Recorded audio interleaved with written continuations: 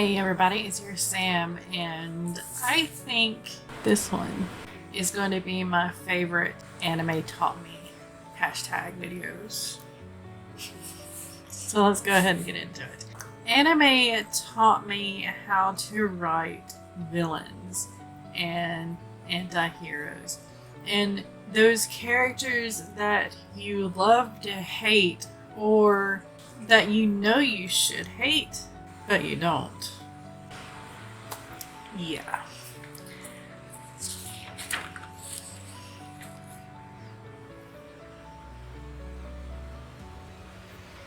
So one of the first animes that I want to get into is Naruto.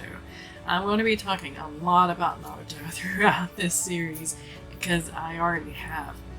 Naruto is full of characters that you know you should hate, but you can relate to. Their ideals and their goals in life is something that you've probably thought of doing, but have never had the power to do so. And yeah, it hits hard.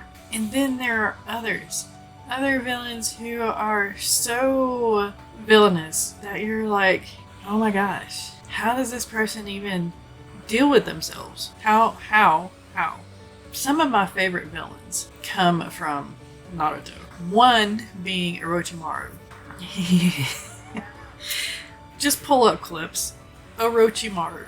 It'll be enough explanation in and of itself if you just do a search of Orochimaru.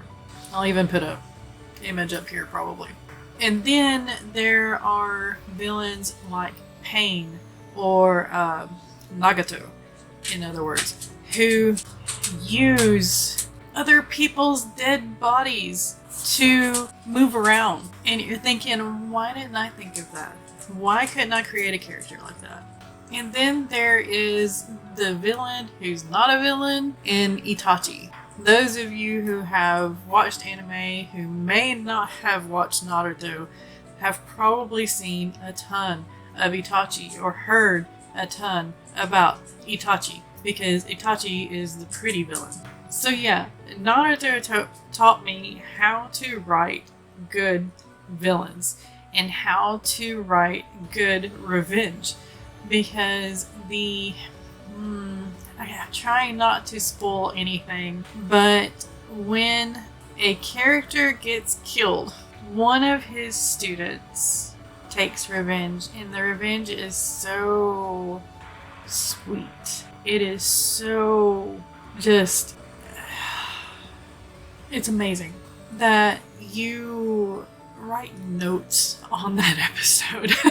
I mean, it was enough to make me actually stop watching the episode and pull out a notebook and take notes. It was that heart-wrenching. It was that good.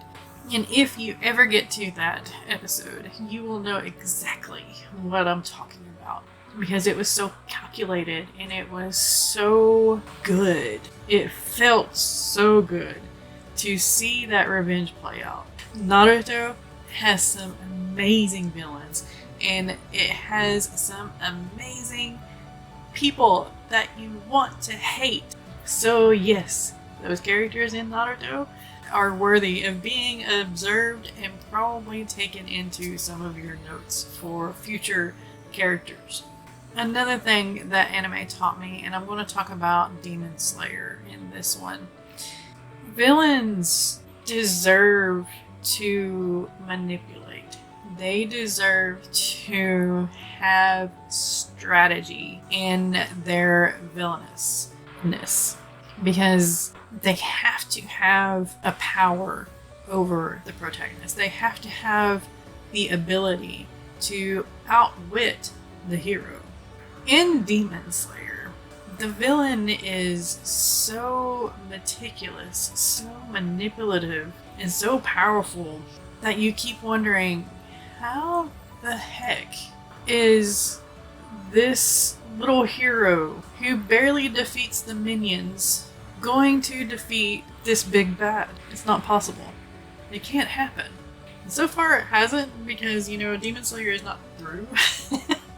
It's going to be interesting to see that play out because of Muzan's manipulation of the characters around him and the ability that he has to just basically turn anyone into a demon and control them is awe-inspiring, in my opinion. And that is a great villain. Another villain in anime, in Full Metal Alchemist Brotherhood, is Envy. You want to talk about a villain that has some substance to them because they just do not care. Envy is one of those that is jealous, hence envy. And envy is jealous because humans work together. Humans do human things. And envy is envious of that. And envy wants to destroy that. I think envy is probably the best villain in Full Metal Alchemist, but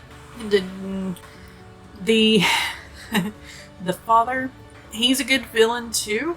Don't get me wrong, but that's just, you know, like a nasty villain. That's like a gross villain, and that is one of those villains that cannot possibly ever be redeemed, in my book.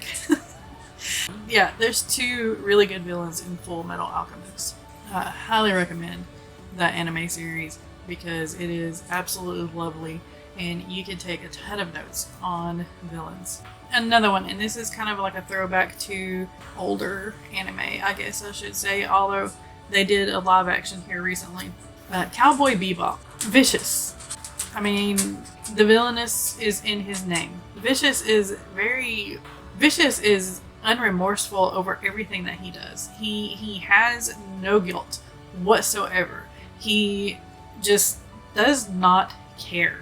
And it shows, and it makes this superb tension in Cowboy Bebop because this villain just doesn't care. And that means that he is chaotic. And there is no way to pin down what he's going to do next because he just doesn't care.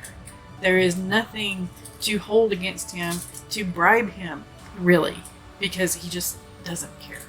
Vicious is a very good villain. So that anime taught me that it is possible to create a villain that just lives off of chaos, that just wants to watch the world burn and just does not care. And sometimes those villains are the most dangerous of all. So I'm going to kind of shift gears here. I'm going to talk about some characters that you probably supposed to love, but you hate them instead. Or you're supposed to hate them, but you actually love them. Probably as soon as I say the title of the anime, you're going to know exactly what I'm going to be talking about. The first one, I'm going to go back to Nana. And this anime let me know that I could create a character that is so readily hated yet loved at the same time that it brings a certain twistiness to a story. It kind of makes you, as a reader or a viewer, hooked to see if this character is going to slant a little bit more to the good and therefore be a little bit more redeemable, or if they're going to go to the opposite side and be a bit more of a narcissist. And I'm talking about the character Takumi Ichinose, the love interest. I wished that she loved somebody else. Anybody else, really.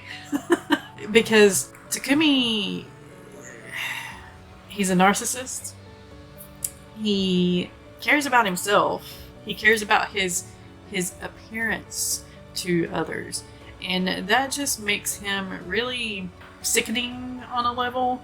But at the same time, he is pretty. And he takes care of his own. So it's Alright, and the next one that you're going to know exactly what I'm talking about is the Rising of the Shield Hero. One of the very first characters that you meet in this show, you will detest with every fiber of your being. And if you don't, I have questions for you. But Malty, yeah, she gets renamed into something that rhymes with witch later on. Malty enjoys creating misery. Malty enjoys creating this sense of despair and making sure that somebody else is seen as a pig. I hate Malty, and I wanted her to die. I was highly disappointed when she didn't. Then there is one of my favorite animes, Black Butler.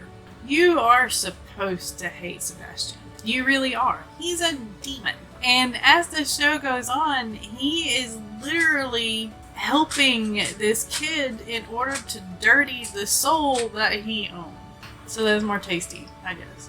You're supposed to hate Sebastian, but you fall in love with him. Sebastian is such a great character that I wish I could create a character like that. That you know deep down that you're supposed to hate him, but you love him instead. That's a good characterization right there. That's a good villain or kind of anti-hero, I guess.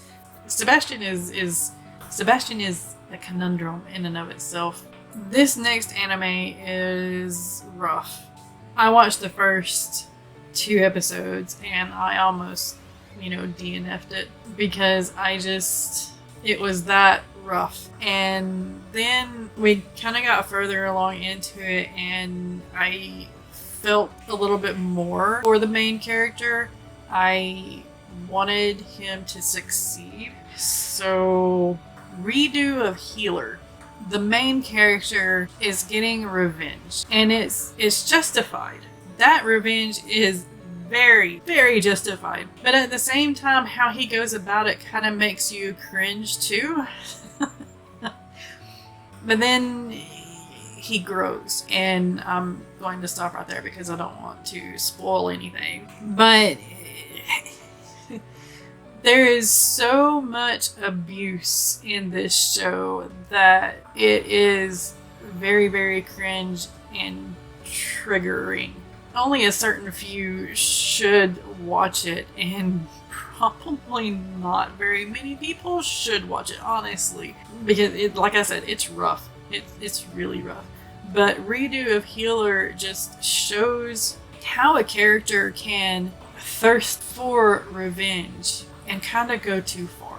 And you leave the viewer, the reader, kind of hoping for him, but at the same time wishing that he would stop and just not get revenge. Because it's so barbaric, it's so abusive, and it's so wrong. But the things that were done to him were wrong. It shows just how many different facets you can put on the same old trope and come up with something a little bit different and more interesting. That's kind of my list of what anime taught me about writing villains and characters that you love to hate or hate to love. One is make your villains have a belief that is relatable. 2, make your villains manipulative. They don't necessarily have to do all the work, and they have to be able to withstand the heroes and be able to work the world in such a way that the heroes are going to have to really, really fight for their victory. 3, make them so bad that they're good. AKA, you should hate them, but you love them. 4, have a character in there that you question your sanity. You wonder why you're pulling for this character, but at the same time you don't want this character to win. And 5, don't be scared to push the envelope on things that are taboo. Because sometimes the things that are taboo need to be talked about, need to be aired out. And sometimes your villain is the best tool for that. That's the 5 things that anime taught me in a very long-winded and you know, you have to watch this anime kind of video. Thank you for being patient with me and watching these videos. So many dogs. Be kind to one another out there. Be kind to yourself. Keep writing. Keep being creative. And I will see you next time.